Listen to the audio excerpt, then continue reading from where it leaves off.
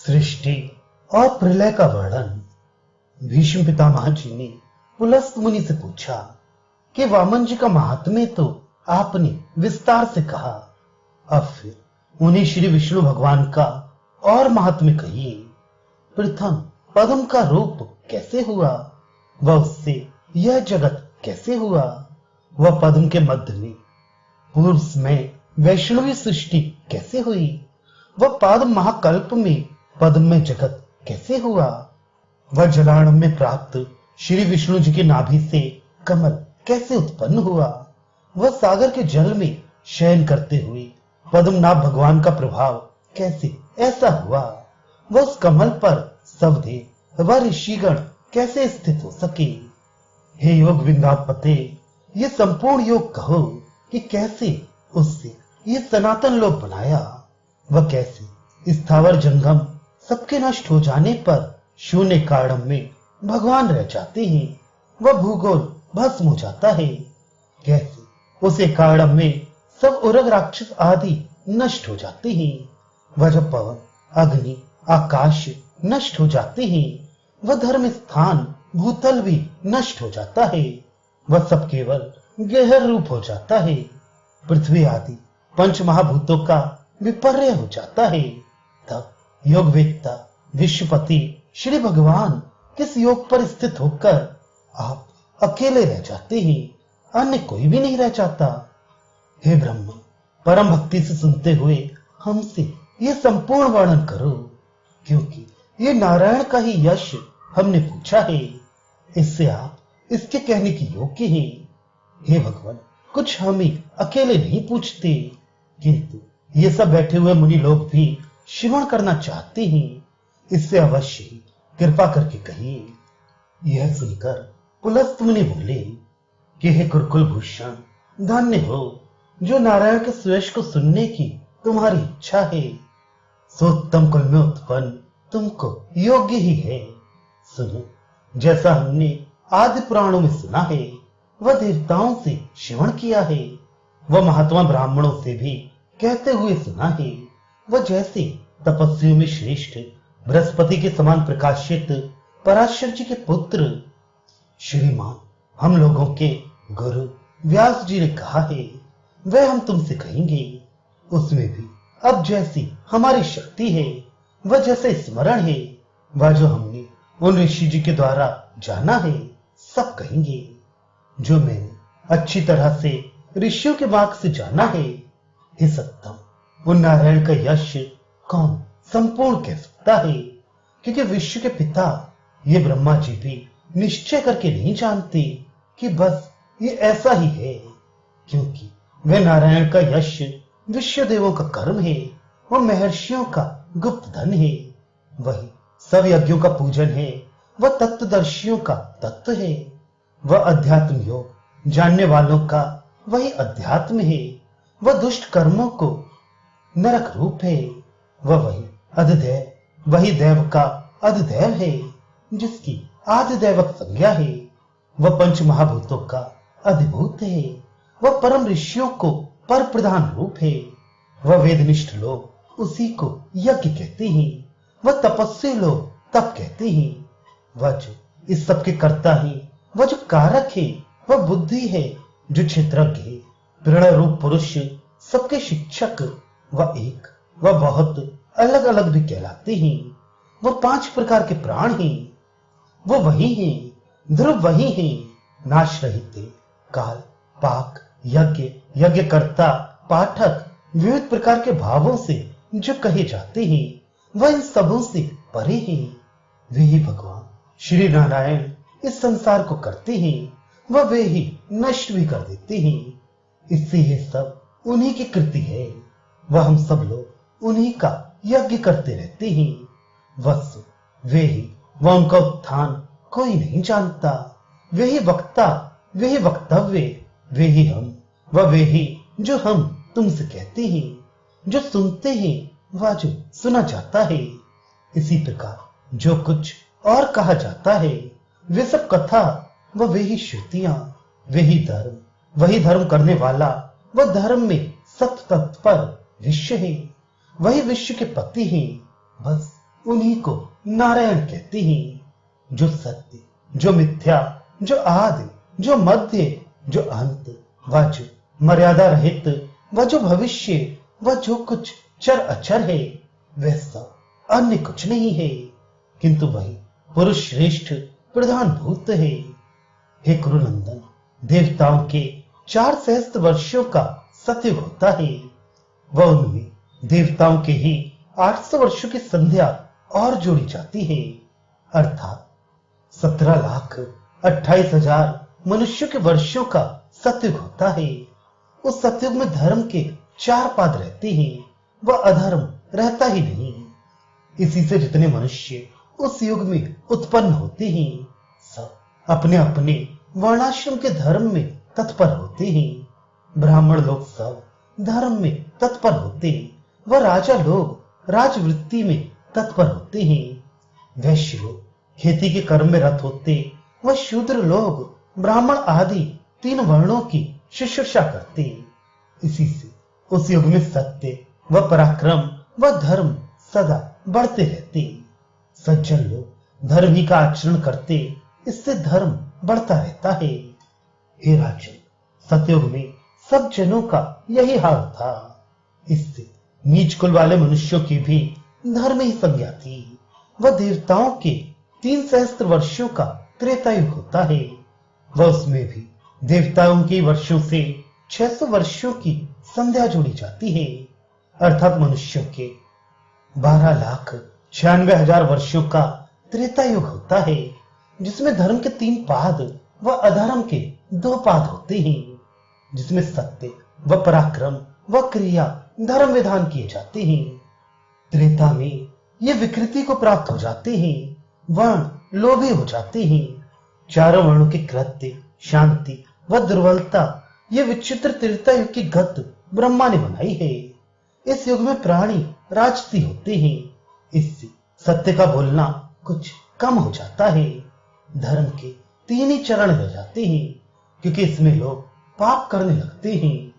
द्वापर युग देवताओं के 2 सहस्त्र वर्षों का होता है, वह उसमें देवताओं के ही 400 वर्षों की संध्या जोड़ी जाती है, अर्थात मनुष्यों की 8,64,000 वर्षों का होता है।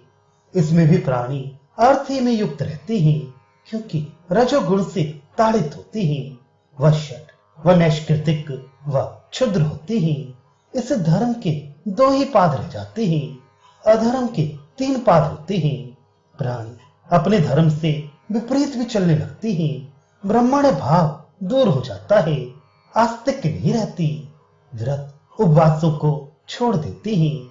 वह कलयुग देवताओं के सहस्त्र वर्षों का होता है, इसमें देवताओं के वर्षों की 200 वर्षों की संध्या जोड़ी जाती है, अर्थात मनुष्यों की 4,32,000 वर्षों का कलयुग होता है, जिसमें 4 पादों का अधर्म रहता है, वह धर्म पाद रहित हो जाता है।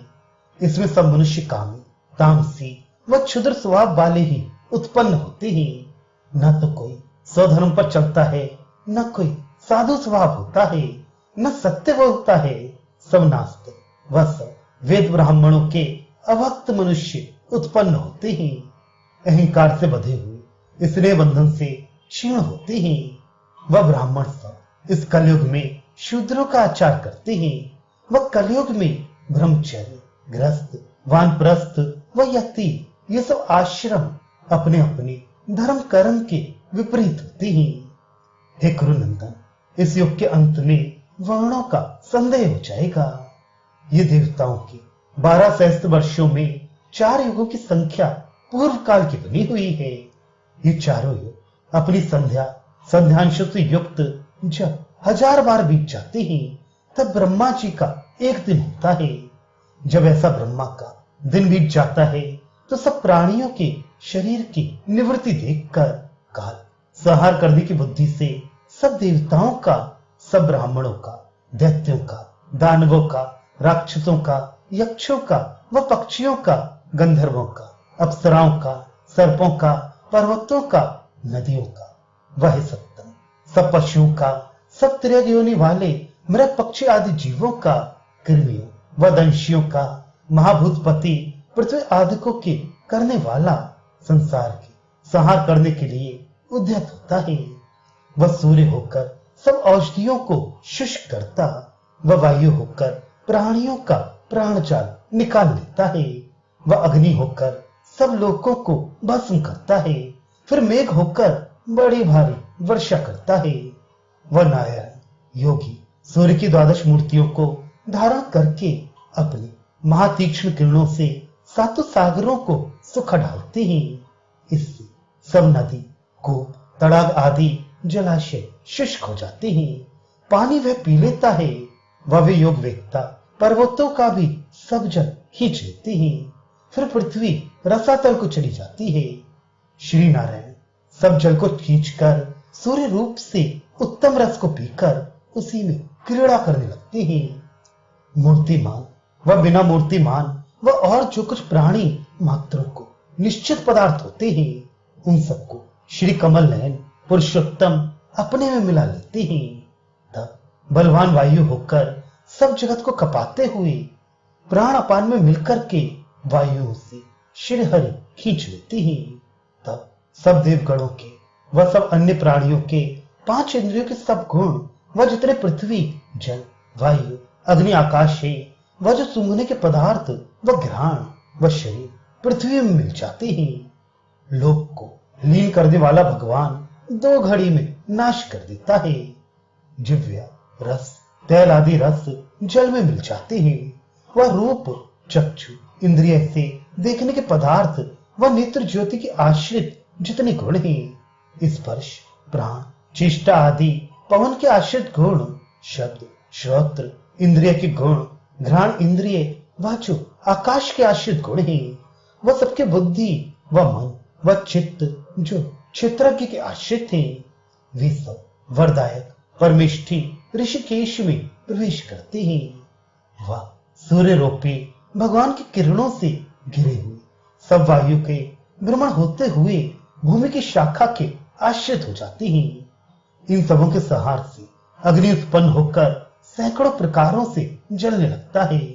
वह उस अग्नि का संवर्तक नाम होता है। वह सब ओर से सबको भस्म कर देता है। पर्वत सहित सब छोटे बड़े वृक्ष, झाड़ियों को, लता, गुलमादिकों को, दिव्य सब विमानों को व विविध प्रकार के दिव्य पुरों को व अन्य भी जो चढ़ने, रहने, बैठने के पदार्थ थे, सबको वह अग्नि क्षण में जला देता है। इस प्रकार सब लोगों को भस्म करते हुए अग्नि को देखकर सब लोगों को करने वाले वह गुरु स्वयंभू भगवान युगांत में लोक संभव मूर्ति धारण करते हैं। तब इंद्र बड़ी काली घटाओं से युक्त महामेघ होकर दिव्य जल साकल्य से पृथ्वी को तृप्त कर देते हैं। फिर दुग्ध के समान स्वादिष्ट श्वेत दिव्य जल से, जो कि बहुत ही शीतल निर्मल होता है, पृथ्वी का नाश कर देते हैं।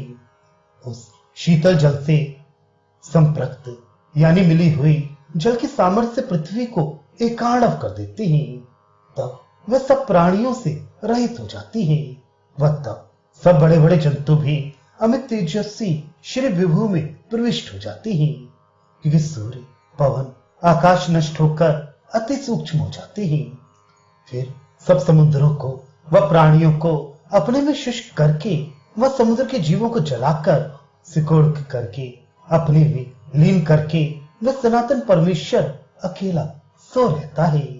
अपने पुराने रूप को धारण करके अमित विक्रमी योगी सोता है। एकाणव जल में व्याप्त होकर योग की उपासना करने लगता है। वह उस महाप्रलय के समुद्र में अनेक सहस्र युगों तक अकेला आप रहता है। न अन्य कोई प्रकट ही जान पड़ता है, न कोई गुप्त ही रहता है। वह न कोई यही जानता है कि जिसका पुरुष नाम है वह कौन है, वह योग कौन है और योगवान कौन है। न कोई उसके पीछे, न सम्मुख, न पाश्चात्य में, न आगे कोई दिख पड़े व जान पड़े। बस उस देव सत्तम को छोड़कर और कोई तो रहता ही नहीं। न पृथ्वी व पवन में प्रकाश जो कि भवन में रहता है। प्रजापति शीश व इंद्र मुनि व ब्रह्मा व वेदों को भी अपने मिलाकर वह प्रभु शयन करने की इच्छा करता है। वह इसके प्रकार एकाणव हो जाने पर महाद्युति परमेश्वर शयन कर रहता है। वह पृथ्वी को भी उसी जल में मिला देता है। हंस भगवान नारायण रूप व आप मैं तत्व व रजोगुण के बीच में उसी महाड़म में रजोगुण से रहित होकर अक्षय रूप से रहता है। उसी को ब्रह्म कहते हैं। वह अपने रूप स्वरूप से तमोगुण के साथ हो जाता है, परंतु मन को सत्य गुण ही में स्थापित रखता है, जहां की सत्य रहता है, क्योंकि वह आप तो सब गुणों से रहित होता ही है। वह वही जब ब्रह्मा उत्पन्न होते हैं, वह एकांत में उनके प्रणाम करते हैं तो उनको यथा तथ्य ज्ञान, जैसा कि उपनिषदों में लिखा है, देता है। वह वही परम यज्ञ पुरुष कहलाता है।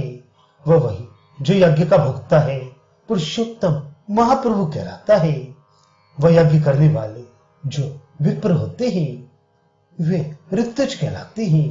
वे इसी के मुख से पहले निकले थे।